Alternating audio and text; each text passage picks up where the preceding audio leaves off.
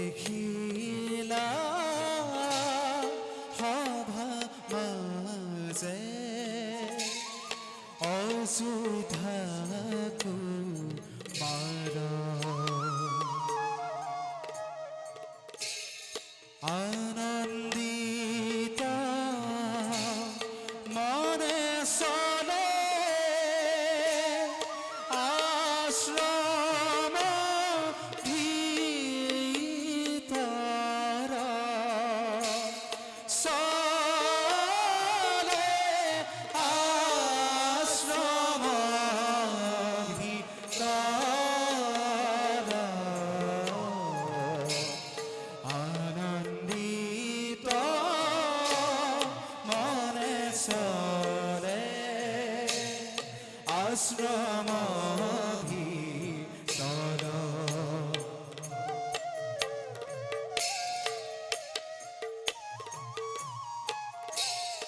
সৰ্বাংগে সুন্দৰ দেখা অতি মনোহৰ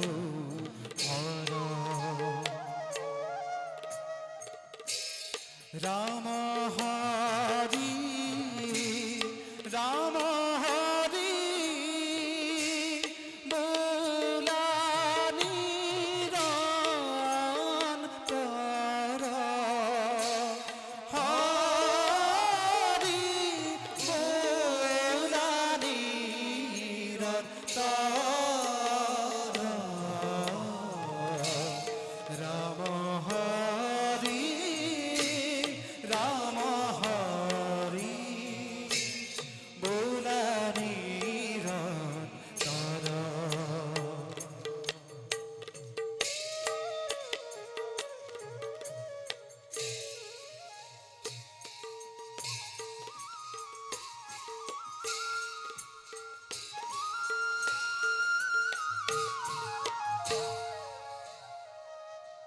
ভাইহঁত দাদা মহান ইক্ষ্বাকুকুলৰ নিপতে মহামানে দশৰথৰ পুত্ৰ আমি হয় দাদা সেই হেতু ৰক্ষা কৰিবৰ বাবে কুলৰ গৌৰৱ পিতাৰ আদেশত আহি পালো আমি শিক্ষা লভিবৰ বাবে কুলগুৰু বশিষ্ঠদেৱৰ আশ্ৰম সৰ্ববিদ্যা লাভ কৰি গুৰুৰ কাষত ৰাখিব লাগিব আমি সূৰ্যবংশৰ নাম নে কি কোৱা ভাইহঁত দাদা ভাই কুলগুৰু বশিষ্ঠদেৱৰ কাষত থাকিবলৈ পাই মই যে পৰম আনন্দিত ভাই কিয়নো পিতাই কৈছে মহাজ্ঞানী ঋষিবৰ ত্ৰিকালজ্ঞ পুৰুষ ভৰক এনে প্ৰজ্ঞাশীল পুৰুষৰ কাষত লাভ কৰিম আমি জীৱনৰ বাট ধন্য হম আমি ধন্য হব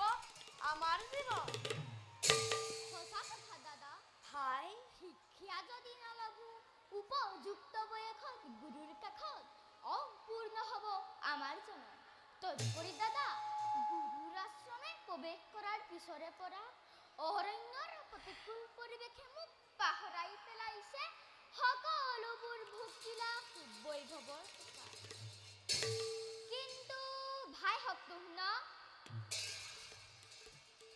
হকতো শুন দাদা তুমি দেখোন নিমাতে থাকিলা দাদা শিক্ষা লাভৰ ইচ্ছা মোৰ প্ৰবল ভাই কিন্তু দাদা ভাই ত্যাগ কৰি অযোধ্যা কৰে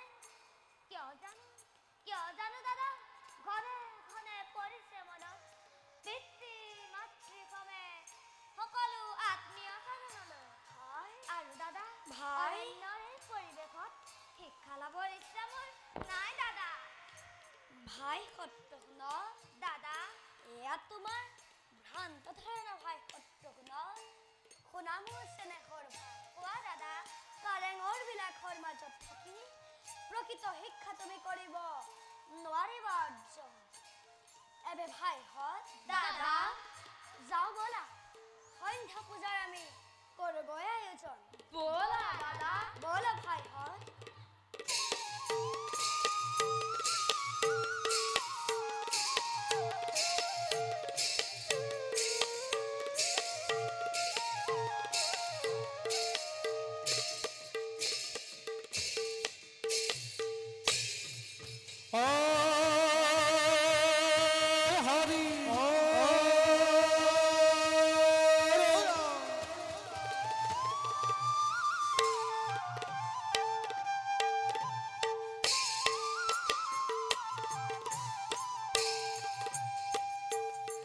কান্ধেনু প্ৰৱেশ কৰে ঋষিৰ শ্ৰমে কান্ধেনু প্ৰৱেশ কৰে ঋষিৰ শ্ৰমে ৰঙ কৰি ময়ূৰ ৰঙ কৰি ময়ূৰ চলিয়া যাই হামে কান্ধেনু প্ৰৱেশ কৰে ঋষিৰ শ্ৰমে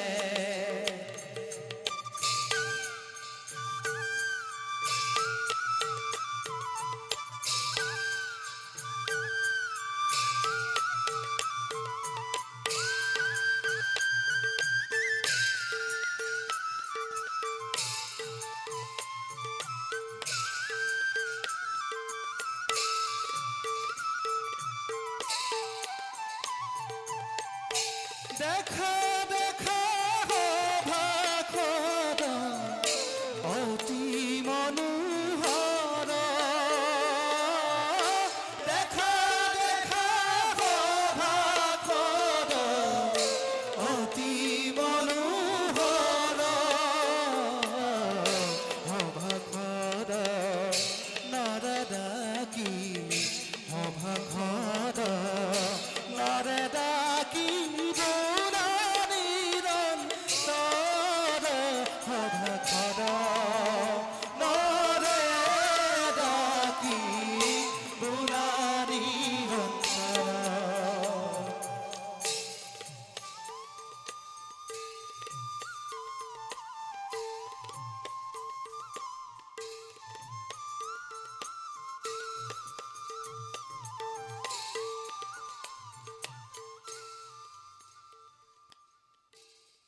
আই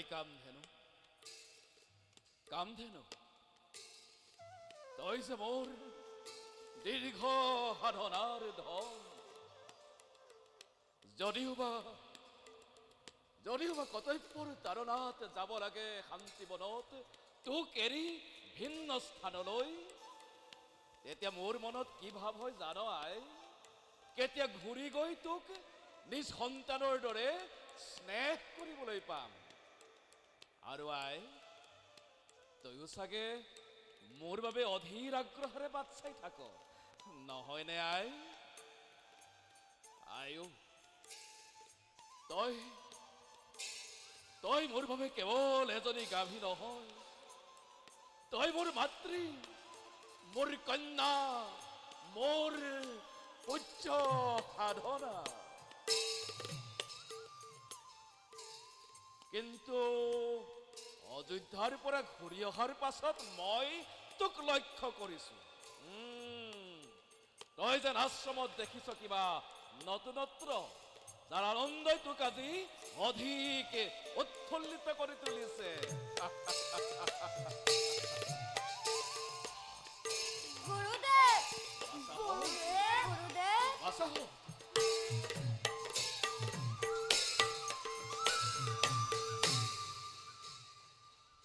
গুৰুদেৱ বাচাহ আমাৰ সেৱা গ্ৰহণ কৰক উঠা বাচাহত উঠা বাচাহত গুৰুদেৱ মই তোমালোকক বহুবাৰ কৈছো ইমান কষ্ট কৰাৰ নাই প্ৰয়োজন এনেবিলাক কৰ্ম কৰিবলৈ আশ্ৰমত পৰ্যাপ্ত কৰ্মচাৰী আছে তেনেস্থলত নহয় গুৰুদেৱ এতিয়াই নকৰোঁ যদি শাৰীৰিক কষ্টৰ অভ্যাস তেন্তে জীৱনৰ পৰৱৰ্তী সময়ত প্ৰতিকূলতাৰ কেনেকৈ সন্মুখীন অন্যহাতে গুৰুদেৱ অন্যহাতে পিতাই কৈছিল আমাক বিদায় বেলা গুৰু ঋণ পৰিশোধ কোনো কালেই জীৱনত নহয় সম্ভৱ সেইহেতু গুৰুৰ কষ্ট লাঘৱ কৰিবলৈ তোমালোকেও যথাসাধ্যে কৰিবা চেষ্টা পিতৃৰ আজ্ঞা বেদবাক্য আমাৰ বাবে গুৰুদেৱ আমাৰ বাবে সেইবাবে শিৰোগত কৰি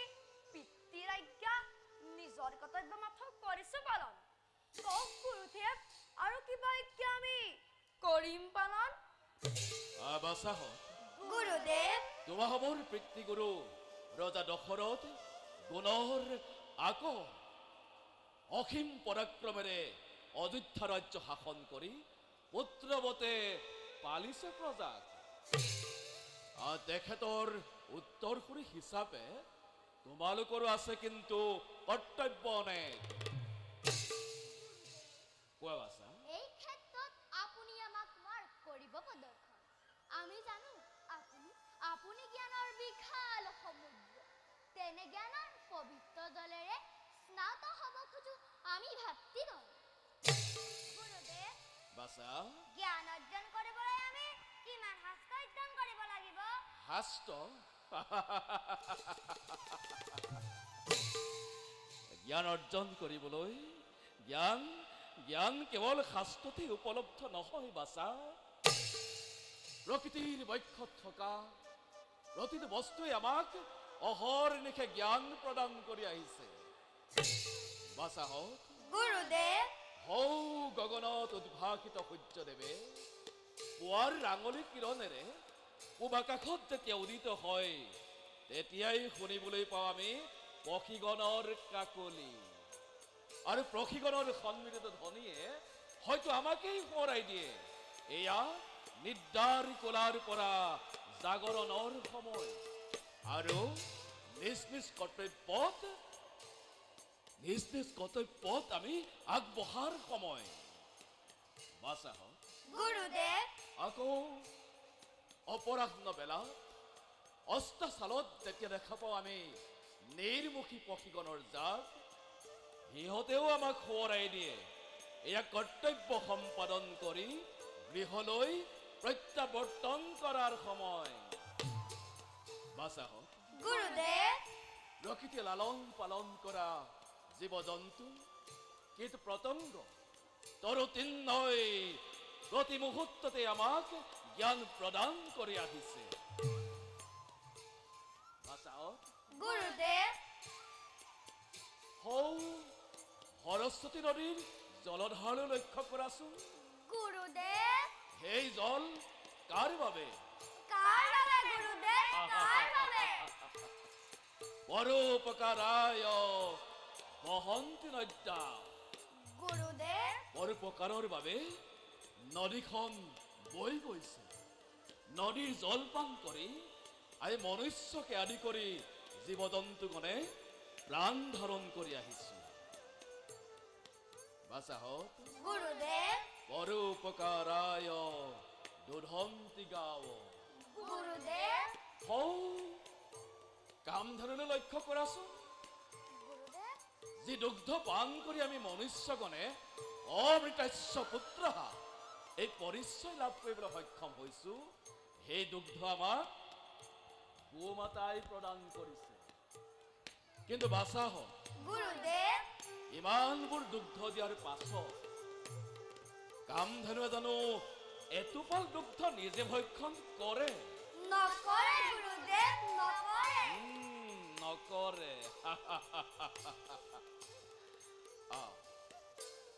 পৰোপকাৰায় ফলন্তি বৃক্ষঃ। গুৰুদেৱ বাচাহঁত, গুৰুদেৱ হৌ যে দেখিছা ফলেৰে পৰিপূৰ্ণ বৃক্ষজোপী, এই ফল আমাক কাৰ বাবে যোগান ধৰিছে? বৃক্ষই কাৰ বাবে গুৰুদেৱ? কাৰ বাবে? আমাৰ বাবে। হয় গুৰুদেৱ বাচাহঁত, গুৰুদেৱ প্ৰকৃতিৰ কোলাতে আমি যিহেতু মনুষ্য হিচাপে জীৱন ধাৰণ কৰি আহিছো, গতিকে আমাৰো স্বভাৱ হ'ব লাগিব পৰোপকাৰী স্বভাৱী। সেয়েহে শাস্ত্ৰই কৈছে পৰোপকাৰায় শৰীৰমেতদ। অৰ্থাৎ শুনা বাচাহঁত, গুৰুদেৱ আমি মানৱ সমাজে মনুষ্য হিচাপে জীৱন ধাৰণ কৰিছো যেতিয়া আমাৰ উদ্দেশ্য হ'ব লাগিব পৰোপকাৰ মহাব্ৰত চিন্তা গ্ৰহণ কৰা। সেয়েহে বাচাহঁত, গুৰুদেৱ তোমালোকে এই মন্ত্ৰকেইটা সদায় মনত ৰাখিবা। ভাল গুৰুদেৱ বাৰু বাচাহঁত, গুৰুদেৱ এই মন্ত্ৰকেইটা তোমালোকে এবাৰ উচ্চাৰণ কৰাচোন।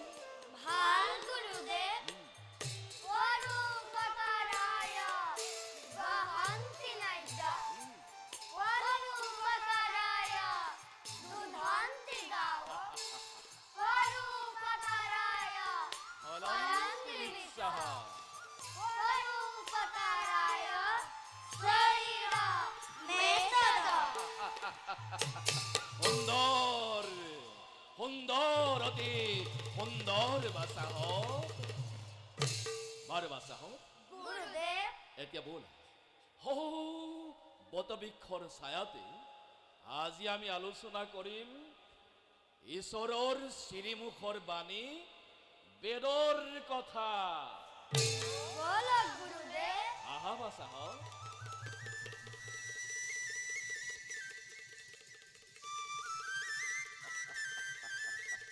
বলা